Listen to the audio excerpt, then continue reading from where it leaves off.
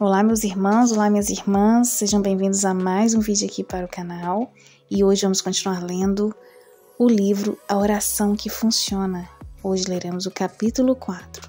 Se você está chegando novo por aqui, seja bem-vindo, eu vou deixar o link do capítulo 1 ao 3 na descrição deste vídeo.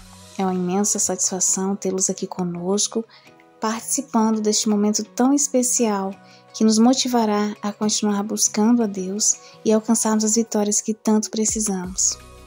Capítulo 4. Pedindo sinais. Deus realmente responde às orações?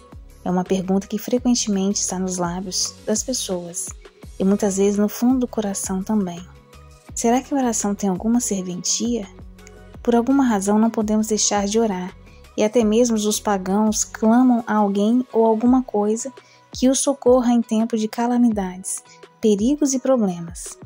E aqueles que creem na oração, mais cedo ou mais tarde, se defrontam com outra questão. Será certo pôr Deus à prova? E além disso, outro pensamento passa por nossa mente. Podemos atrever-nos a pôr Deus à prova? Pois quase não resta dúvida de que o fracasso na oração muitas vezes, ou sempre, decorre de falhas em nossa vida espiritual. Muitas pessoas abrigam incredulidade no coração com respeito ao valor efetivo da oração. E sem fé, a oração é nula. Pedir sinais? Pôr Deus à prova? Provera a Deus que pudéssemos persuadir os crentes a que assim fizessem. Pois que teste isso não seria da nossa própria fé em Deus e de nossa santidade de vida? A oração é a pedra de toque da verdadeira santidade. Deus pede que oremos, Ele valoriza as nossas orações e precisa delas. E se essas fracassarem, temos que culpar apenas a nós mesmos. Não queremos dizer com isto que a oração eficaz sempre recebe aquilo que pede. A Bíblia ensina que temos permissão de colocar Deus à prova. O exemplo de Gideão no Velho Testamento é suficiente para demonstrar que Deus respeita a nossa fé, mesmo quando ela é vacilante. Ele permite que o provemos, mesmo depois de recebermos uma promessa definida dele. Isto é de grande conforto para nós. Gideão disse a Deus: Se hás de livrar Israel por meu intermédio, como dissestes, eis que porei uma porção de lã na eira. Se o orvalho estiver somente nela, então conhecerei que hás de livrar Israel por meu intermédio, como dissestes. Entretanto, embora houvesse espremido a lã e retirado dela uma taça cheia de água, aquilo não satisfez a Gideão. Ele se atreveu a colocar a Deus à prova uma segunda vez, e na noite seguinte pediu que a lã ficasse seca, em vez de molhada. E Deus assim o fez naquela noite. Juízes capítulo 6, versículo 40. Foi muito maravilhoso que o Deus Todo-Poderoso tivesse feito o que aquele homem hesitante lhe pedira. Ficamos até boquiabertos, admirados, mal sabendo o que nos espanta mais.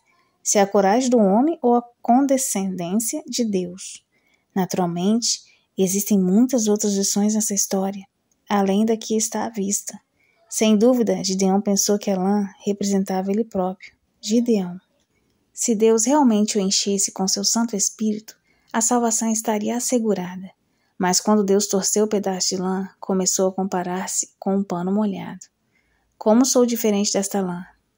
Deus promete libertação, mas não me sinto cheio do Espírito Santo. Nenhum influxo do Espírito parece ter vindo sobre mim. Estou mesmo preparado para tão grande feito? Não. Mas isso também significa, não eu, mas Deus. Ó Deus, que a lã esteja seca. Será que ainda podemos operar? Mesmo que eu não esteja cônscio de nenhum poder sobrenatural, nem da plenitude da bênção espiritual em meu interior, mesmo que esteja me sentindo ressequido como esta lã, será que ainda podes libertar Israel pelo meu braço? Não admira que ele tenha iniciado esta petição com as palavras: Não se acenda contra mim a tua ira. E Deus assim o fez naquela noite. Pois só a lã estava seca e sobre a terra ao redor havia orvalho. Versículo 40. É verdade, essa história contém outras lições além da que aparece à primeira vista. E não será assim em nosso caso também? O diabo nos afirma tantas vezes que nossas orações não podem esperar uma resposta, por causa da sequidão da nossa alma. As respostas de oração, contudo, não dependem do nosso sentimento, mas da integridade daquele que prometeu. Não estamos insistindo em que essa atitude de Gideão deva ser um curso de ação normal para nós ou qualquer outra pessoa. Ela parece revelar muita hesitação por parte do crente para acreditar em Deus. Na verdade, parece revelar uma grande dúvida com relação a Deus. E certamente Deus se entristece quando demonstramos apenas uma fé parcial. A melhor e mais elevada maneira de agir, e também a mais segura, é pedir com fé, não duvidando. Mas é muito reconfortante saber que Deus permitiu que Gideão o pusesse à prova, e isso nos dá um certo senso de segurança. Além disso, este não é o único caso mencionado nas Escrituras. O mais surpreendente exemplo de um homem provando a Deus ocorreu na Galileia. O apóstolo Pedro pôs o Senhor à prova. Se és tu, Senhor, sendo que o Senhor já havia dito, sou eu. Se és tu, Senhor, manda-me ir ter contigo por sobre as águas. E o Senhor disse, vem, e Pedro andou por sobre as águas. Mateus capítulo 14. Mas essa fé que prova e que Pedro possuía, logo abandonou.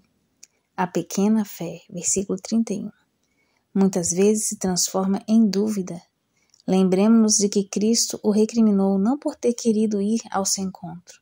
O Senhor não disse, por que viestes? Mas sim, por que duvidastes? No final das contas, por Deus à prova não é o melhor método. Ele nos deu tantas promessas associadas à oração da fé e tantas vezes provou seu poder e desejo de responder às nossas petições que deveríamos, na verdade, hesitar antes de lhe pedirmos sinais e maravilhas. Mas alguém pode indagar, não é o próprio Deus Todo-Poderoso que nos chama a prová-lo? Ele não disse, trazei todos os dízimos à casa do tesouro e provai-me nisto, diz o Senhor dos Exércitos, se eu não vos abrir as janelas do céu e não derramar sobre vós bênçãos sem medida. Malaquias capítulo 3, versículo 10. Isto é verdade. Deus realmente diz, provai-me nisto. Mas na verdade, somos nós os testados. Se as janelas dos céus não se abrirem quando orarmos, e essa bênção de plenitude transbordante não for derramada, isso acontece porque não somos dizimistas. Quando estamos de fato inteiramente rendidos a Deus, quando trazemos todos os dias da casa do tesouro, recebemos uma bênção tal que não precisamos pôr Deus à prova. Trataremos dessa questão quando examinarmos o problema da oração que não é respondida. Mas antes, queremos que cada crente indague. Já aprovei minhas orações com toda a justiça? Quanto tempo faz que você orou fazendo um pedido definido? As pessoas em geral oram pedindo uma bênção para certa pessoa ou reunião, ou para uma missão, e certamente eles recebem uma bênção, pois há outros que também estão orando a Deus a respeito da mesma questão. Pedimos alívio para uma dor ou cura de uma enfermidade. E acontece às vezes que pessoas que não temem a Deus e em favor das quais ninguém parece estar orando, são curadas, em alguns casos de forma miraculosa. E nós achamos que ficaríamos curados de qualquer maneira, mesmo que ninguém estivesse orando em nosso favor. Parece-me que há muitas pessoas que não sabem indicar um caso em que receberam uma resposta de oração realmente definida e conclusiva para a sua vida. A maioria dos crentes não dá a Deus a oportunidade de demonstrar seu prazer em atender às petições de seus filhos, pois seus pedidos são muito vagos e indefinidos. E se assim é, não devemos nos surpreender de que a oração seja muitas vezes uma mera formalidade, uma repetição quase mecânica de certas frases dia após dia, apenas um exercício de alguns minutos pela manhã e à noite. E depois existe outro ponto.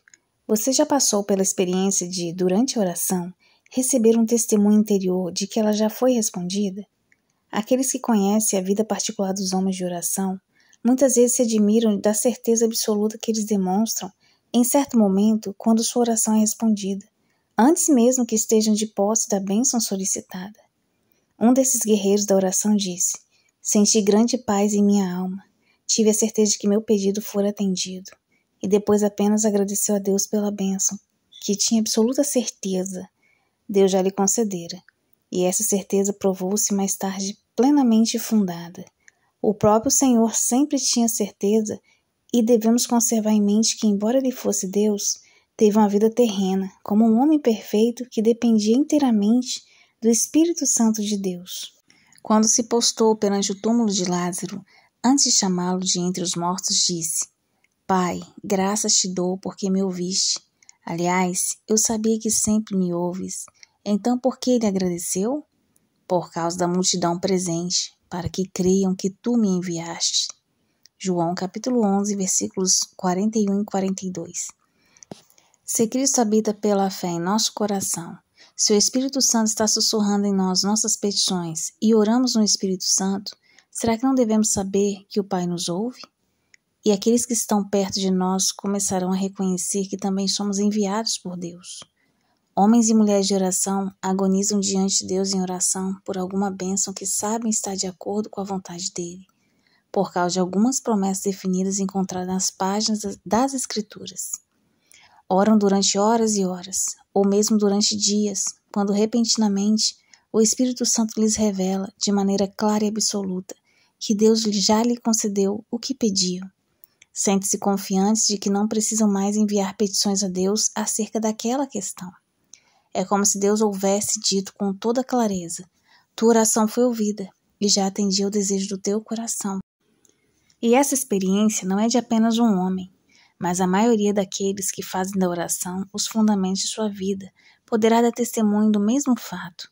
Também não é uma experiência única em suas vidas. Ela ocorre várias e várias vezes.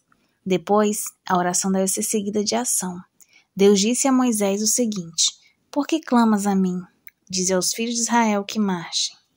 Não nos surpreendemos ao ouvir que o Dr. Gofford, um missionário que Deus usou muito na China, muitas vezes recebeu esta certeza de que suas petições haviam sido concedidas. Eu sabia que Deus respondera, recebera uma certeza definida de que ele abriria o caminho. Mas por que deveria alguém surpreender-se com isso? O Senhor Jesus disse: Vós sois meus amigos se fazeis o que eu vos mando. Já não vos chamo servos, porque o servo não sabe o que faz o seu senhor, mas tenho-vos chamado de amigos. Será tão surpreendente que o Senhor permita que nós, seus amigos, conheçamos algo de seus planos e objetivos? Então surge a pergunta: será que a intenção de Deus era que isso fosse experimentado apenas por uns poucos santos escolhidos? Ou ele deseja que todos os crentes exercitem uma fé semelhante e tenham a certeza de que suas orações foram respondidas? Sabemos que ele não faz acepção de pessoas e, portanto, sabemos que qualquer crente verdadeiro pode participar de sua mente e vontade. Somos seus amigos se fizermos o que ele nos ordena.